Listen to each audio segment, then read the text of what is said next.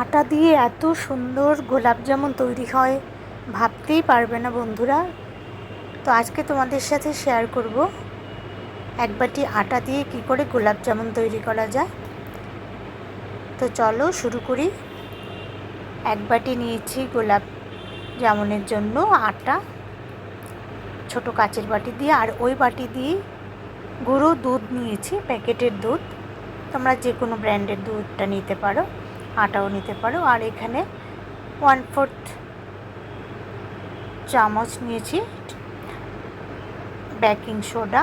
তো এবার শুকনো উপকরণগুলো সবগুলো খুব ভালোভাবে মিশিয়ে নিচ্ছি। দেখতে থাকো তোমরা। তো সীমার রান্নাবান্না চ্যানেলে তোমাদের সবাইকে অনেক স্বাগত।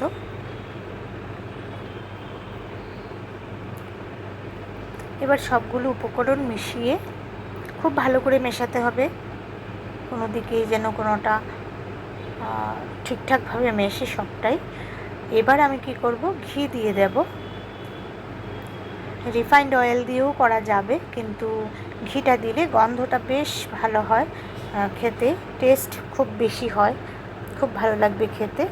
তো এবার 2 চামচ এখানে দিয়ে দিলাম ঘি। তো আরও একটু লাগলে আমি দেব। এবার খুব ভালো করে হাত দিয়ে আমি মাখিয়ে নেব। আর এটাকে মাখার জন্য আমি এখানে দুধ নিয়েছি, লিকুইড দুধ নিয়েছি, যতটুকু লাগবে, যতটা লাগবে বুঝতে পারবে মাখার সময় কতটা লাগবে। এবার ভালো করে ঘিটা মিশিয়ে নিচ্ছি। তো আরও একটু ঘি বোধহয় লাগবে, তো আমি আরও একটু ঘি অ্যাড করব। আরও 2 চামচ দিয়েছি, আরও 2 চামচ ঘি আমি দিয়ে দিচ্ছি। তো কেমন আছো বন্ধুরা? নিশ্চয়ই ভালো আছো।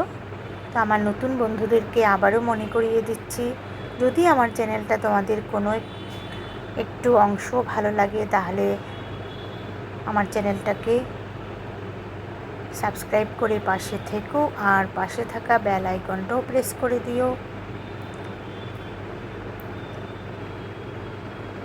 দেখো এবার পুরোটাই মাখানো হয়ে গেছে। এখন আমি ওই দুধটা দিয়ে, লিকুইড দুধ দিয়ে মেখে নেব। কতটা লাগবে দেখব, একটু ঢেলে ঢেলেই হবে মাখাটা। আর আটা, যেহেতু আটা আর দুধ, একটু চিটচিটে ভাব থাকবে মাখাটার সময়। তো পুরোটা দুধ একসাথে ঢেলে দিলে হয়তো খুব বেশি লিকুইড হয়ে যাবে, সেই জন্য অল্প অল্প করে যতটা দরকার ততটাই মিশিয়ে নেব। তবে ভাবতেও পারিনি এত টেস্টি হবে এই মিষ্টিটা।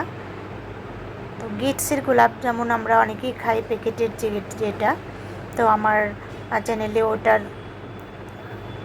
ভিডিও আছে, তোমরা ইচ্ছে করলে দেখতে পারো। তো দেখো সুন্দর করে মাখিয়ে নিচ্ছি আস্তে আস্তে করে, একটা সফট ডো তৈরি হয়ে গেল। তো আরও একটু লাগবে দুধ, আমি দিয়ে দিচ্ছি।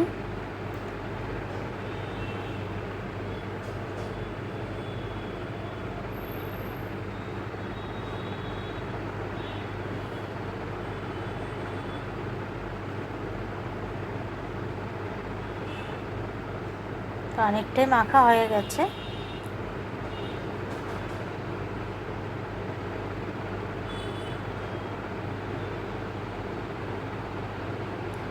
এবার আমি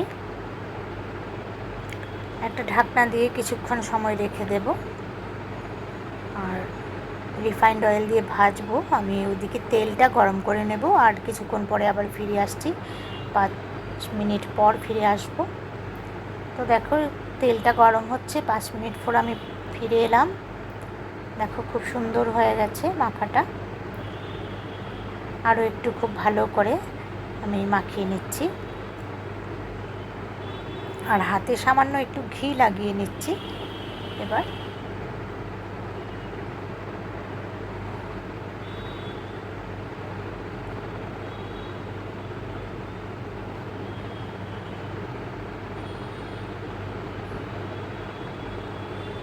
যতটা নরম হবে পিঠেগুলো ততটাই ভালো হবে, জামুনগুলো ভালো হবে, খেতেও টেস্ট হবে, দেখতেও ভালো হবে।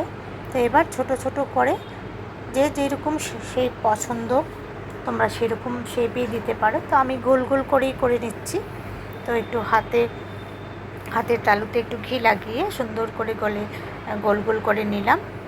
তো সবগুলো একসাথে করে নিচ্ছি, তারপর আবার ভাজবো। দেখো এরকম করে সবগুলো একসাথে রেডি করে নিচ্ছি। তো এখানে 1 বাটি আটা আর 1 বাটি গুঁড়ো দুধ, মোটামুটি 10-15টা তো হবেই। এইভাবে গোল গোল করে নিচ্ছি, দেখতে থাকো তোমরা। যে যেখান থেকে দেখছো বন্ধুরা, প্রত্যেককেই আমার অনেক ভালোবাসা। আর তোমরা ভিডিওটা কেউ স্কিপ করবে না, পুরোটা ভিডিও দেখে একটা লাইক করে দিও। অনেকেই ভিডিও দেখো লাইক দিতে ভুলে যাও, প্লিজ লাইকটা আগে দিয়ে দিও, তারপর ভিডিওটা দেখো। তো দেখো হয়ে গেল, সবগুলো গোল করে নিয়েছি, গোলাপ জামুন তৈরি করে নিয়েছি। আর এখানে 15টা হয়েছে, 1 বাটি দিয়ে 15টা হয়ে গেছে। তো এবার ভেজে নেব, তেলটা গরম হয়ে গেছে, এখন ভেজে নেব। একদমই কম সময়ে ভাজা হয়ে যায়। আর তেলটা গরম হয়ে গেলে গ্যাসের ফ্লেমটা একদম কমিয়ে রাখতে হবে, কারণ নাহলে একদম পুড়ে যাবে, লাল হয়ে একদমই পুড়ে যাবে। তো দেখো আমি একটা আগে দিয়ে দিলাম, বাকিগুলো দিয়ে দিচ্ছি এক এক করে।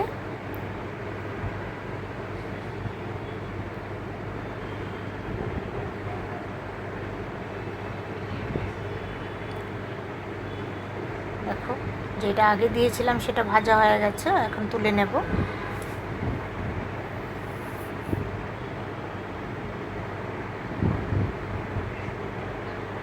ভীষণ সুন্দর হয় দেখতে, রঙটা খুব সুন্দর হয়েছে। আটা দিয়ে করা যে বোঝাই যাচ্ছে না। আর খেতে সত্যি বলছি তোমাদেরকে, তোমরা একদিন অবশ্যই ট্রাই করবে, ভীষণ ভালো হয়েছিল খেতে।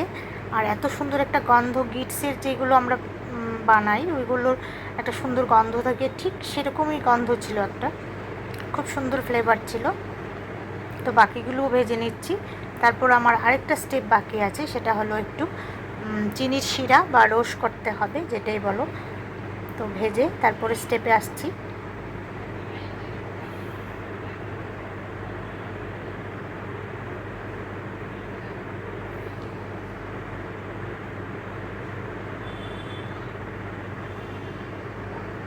বেশ কিছুদিন রেখেও খাওয়া যাবে।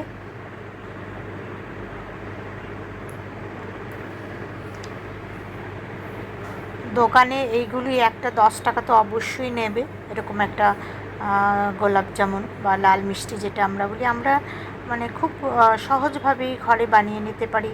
এবং যে পরিমাণ টাকা দিয়ে কিনে আনবো, হয়তো ঘরে একটু পরিশ্রম বেশি, কিন্তু খেতে একটা মজা আছে, আনন্দ আছে, পরিবারের সকলে মিলে খাবো একটা কিছু বানিয়ে, সেটার আনন্দই আলাদা। তো দেখো হয়ে গেল সবগুলো। এবার আমি চিনির শিরাটা তৈরি করে নিচ্ছি। এখানে বড় কাপের 2 কাপ জল দিয়েছি, তবে জলটা একটু বেশি দিতে হবে, কারণ ওইগুলো যখন চিনির শিরাটা শুষে নেবে, তখন জলটা যেন কম না হয়, সেই জন্য আগের থেকে বেশি করে দিয়ে দিও জলটা। আর চিনি এখানে 2 কাপ দিয়েছি, তোমরা পরিমাণ মতো দিও, কতটা বানাবে সেই অনুযায়ী। আর শিরাটা একদমই পাতলা হবে, কোনো ঘন শিরা হবে না। এখানে আমি 4-5টা এলাচ ফাটিয়ে দিয়েছি মাঝখান থেকে। দেখো একদম ফুটে গেছে, একটু গ্যাসের ফ্লেমটা কমিয়ে দিয়েছি, এখন দিয়ে দিলাম। দিয়ে একটু নাড়াচাড়া করে 5 মিনিট আমি ফুটিয়ে নেব আবার খুব ভালো করে। তারপর ঢাকনা দিয়ে রেখে দিলেই, দেখো 5 মিনিটের জন্য আমি ফুটিয়ে নিচ্ছি।